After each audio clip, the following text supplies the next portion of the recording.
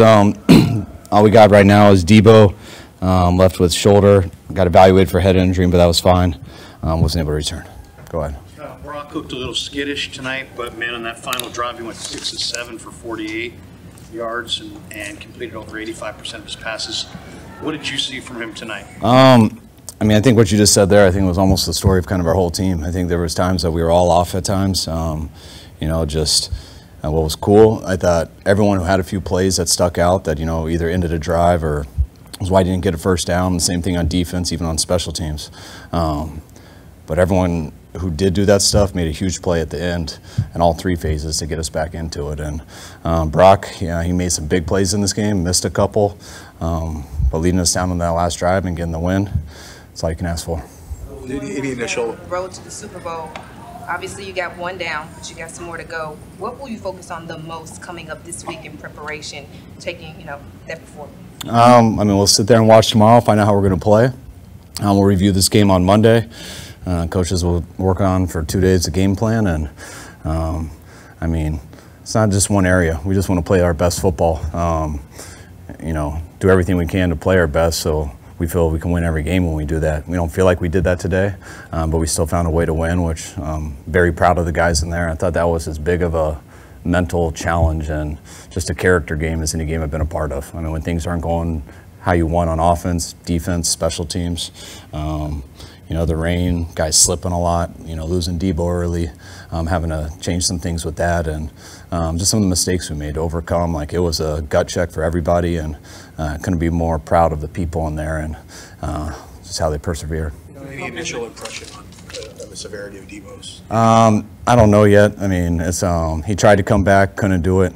I know he did something similar versus Cleveland, so we'll see tomorrow. Was there something specific that Green Bay was doing that was throwing off your offense a little bit?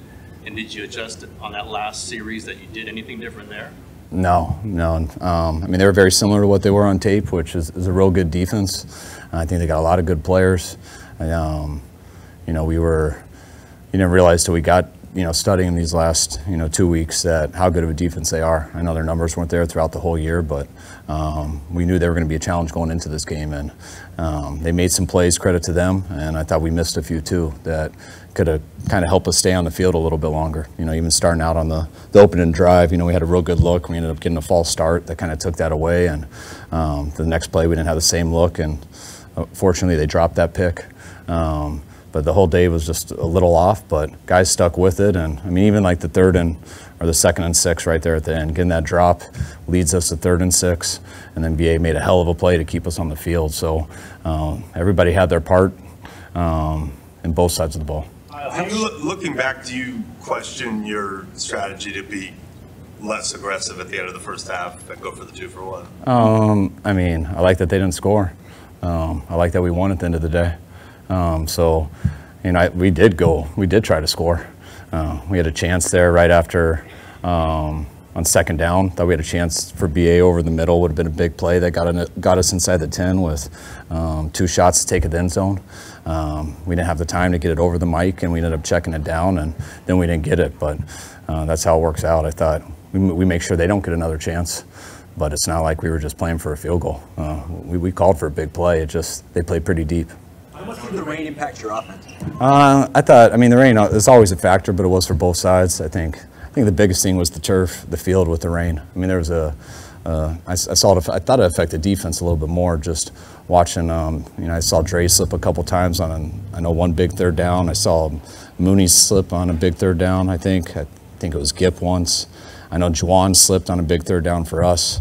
The one that just went off his hands, he slipped. From what I saw out there right before that, so he couldn't really jump. So I think that the wetness with the new turf. How stressful is it to be in that position, the #1 seed? Packers are basically controlling the game, and it all comes down to one drive to win it. Same as it always is, not because we're the 1 seed, just because you're in the playoffs. We've been in the playoffs a number of times, and you know what happens if you lose, and we feel we got a really good team. And we talked a lot about it last night. We know what's on the line. Anytime you play a game that's do or die, everyone knows what that's about, especially our guys. They've been through that a number of times in the last few years, and we all know what that feels like when you don't get it done. And that's on your mind throughout the week. That's always on your mind during the game, but that's why I'm so proud of the guys. When it's not going right and you know how big of a deal that is, you still got to perform. And the guys did big time. I mean, they got the plays that we needed to win, the play that Dre made there at the end to get the pick. I still have mixed emotions. I can't believe he didn't get down right away. But that was kind of like the whole day. I mean, all the guys I would get really upset with are also the guys that had a lot of love for at the end too, because they were the ones that pulled it off to get us the W. Did you get any sense at all that the layoff? Did you get any sense at all that the layoff affected you guys, the time off? I mean, I don't know. It's could have been that, could have been the rain, could be good defense, could be. But I mean, those are just stuff that you got to talk about. I thought we handled that as good as we could. I mean, we had a hard practice that week. We played guys as much as we could. I know we sat Brock, but and there's not much I would have done differently. Dre Greenlaw seems to have a unique ability to make those big plays in those big situations. What can you say about the type of person that he is and what leads him to be able to do that? Dre, I mean, just being able to play today. He's been battling here for these 2 weeks, trying to get back and get healthy for the game. And I mean, he inspires the heck out of all of us. The way he runs, the way he hits, for him to make those plays, catching the ball when they send both to him. He's really trying. I mean, we'll put him on offense if he really wants to run with the ball that bad. But he could definitely get down a lot sooner. Oh yeah, it was.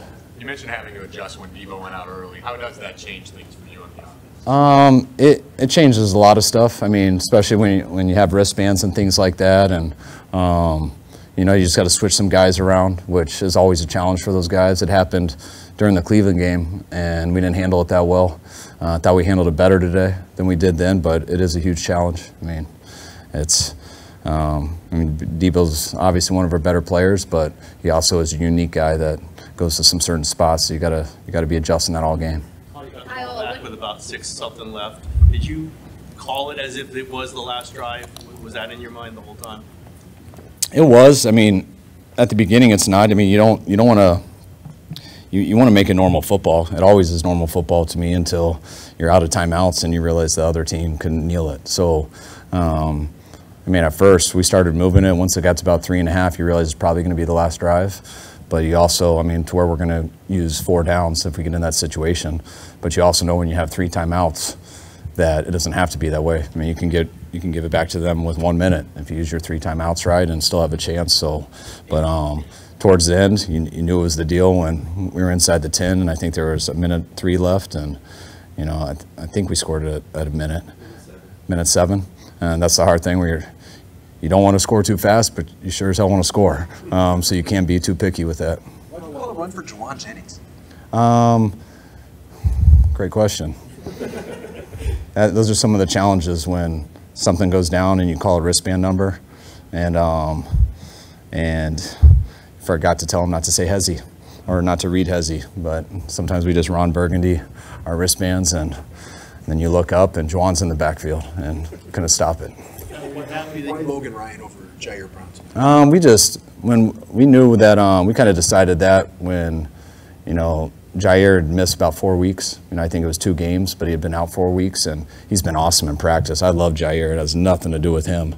Just our experience of, you know, playoff games, being around this. I think it's a lot when you got a rookie who hasn't played in a month, who is a very passionate, aggressive player.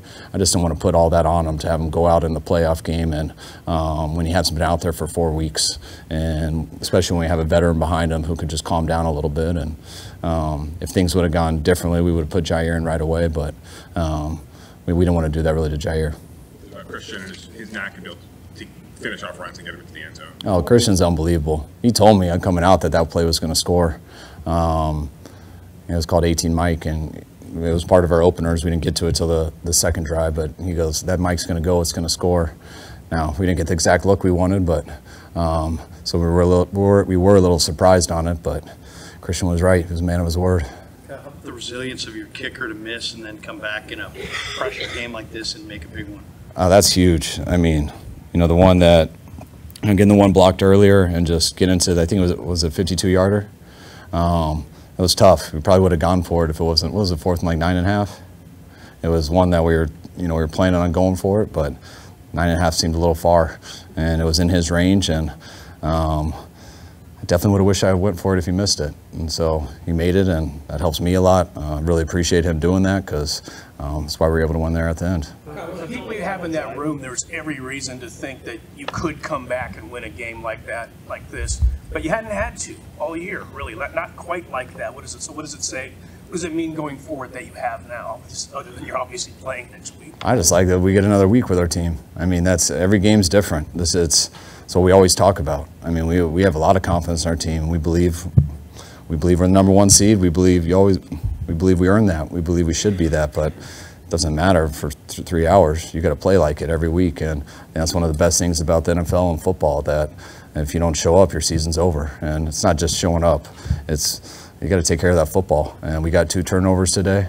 I'm real proud of our guys for not turning it over back, but we did have a block kick. Had a couple missed plays which we were slipping and, balls getting tipped, but I'm just so proud of the guys that when things weren't perfect, with all the pressure, with everything on the line, they were so good to perform and get it done. Do you feel a lot of pressure in that moment, like as you personally experience it? Are you miserable, or are you zoned in and not thinking about it? It's more angry. It's more, I want to describe it the way, no. I mean, when you're in competition, it's a battle. You're aggressive. It's not. You don't think of it that way. You know how big a deal things are, but it's more.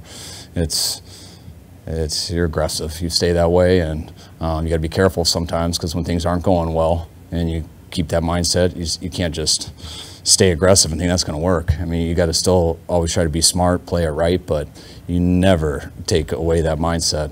You wait till the game's over, and then you can worry about everything and react however you want to react. But in a game, that doesn't change. Until the final throw, was Brock just off, or were there miscommunications with receivers? Like, what was going on with the passing game? Which play? A lot of plays. Yeah.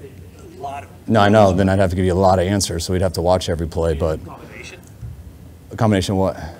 What I just said, like the inaccuracies and. I mean, there's D linemen you got to throw over and stuff. Sometimes the guy hooks up in a zone and you think they're going to move and you can't see him, so it just gets off fingertips. I think that third down that him and Ray, we had a swirl route. Ray beat the guy hard at the beginning of the line, and I don't know if he thought he should put his hand up going to the corner, but he was Brock threw a swirl, so there was a couple things in that I think he went to an off schedule and Brock threw it in rhythm. So those things showed up without a doubt, but I also like some of the plays that the guys made. I mean, being able to drop it in over that mic to Jawan on that, I think it was a big third down.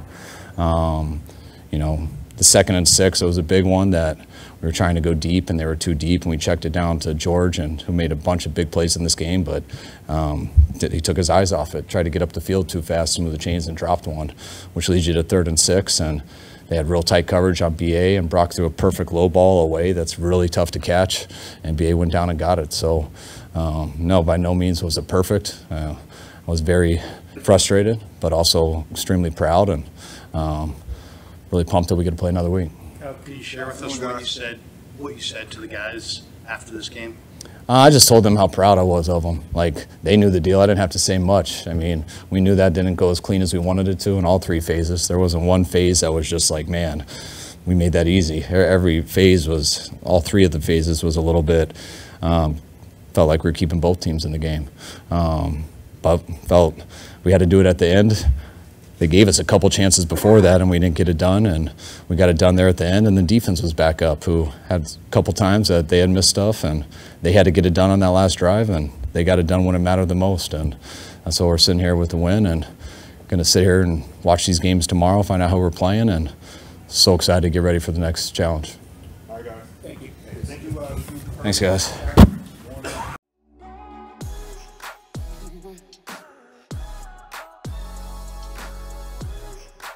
Mm-hmm.